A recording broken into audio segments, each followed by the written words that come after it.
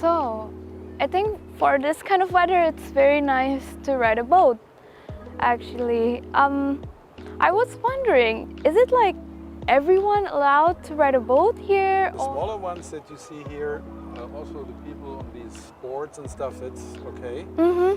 But when you have a bigger boat, there is a regulation actually. Okay. From 1815, I think that's quite a while ago, there is a central commission for the navigation on the Rhine, and countries that have to deal with the Rhine River, like Switzerland, where the origins, and then Germany and France and Netherlands, and even I think United Kingdom. Okay. They are partner of.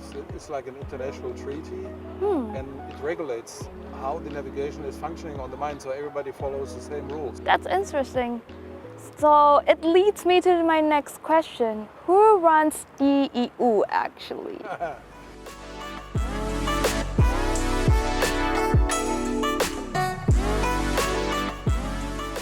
Most of my friends thought that Brussels runs the EU. Is that true?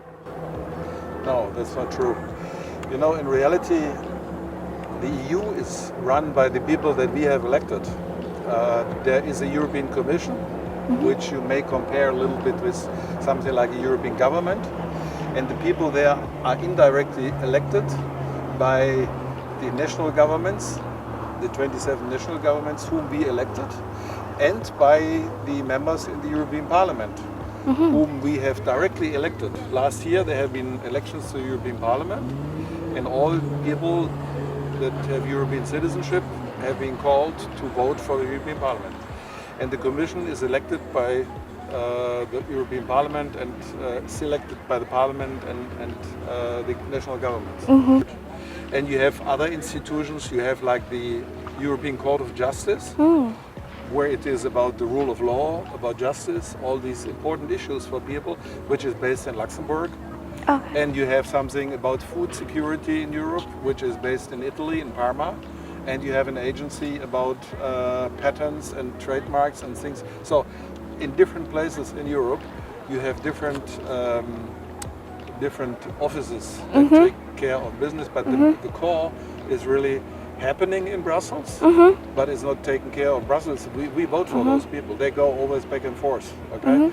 And it's happening in Brussels, it's happening in Strasbourg, and honestly, it's happening in Frankfurt. And they all have different responsibilities in different areas. Yeah.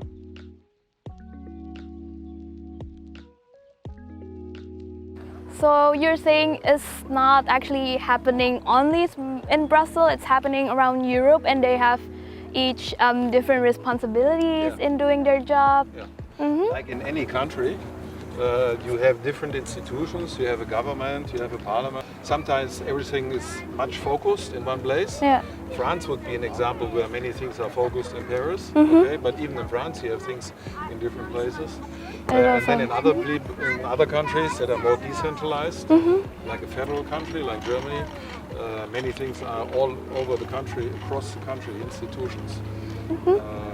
Anyway, the people, because those institutions, they come together via the elected parliament and the elected national government.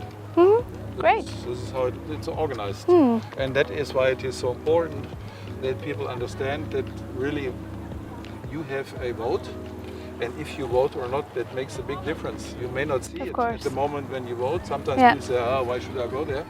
But in reality, that is really, really something important. Yeah, it does make an impact. So, yeah, that answers the question.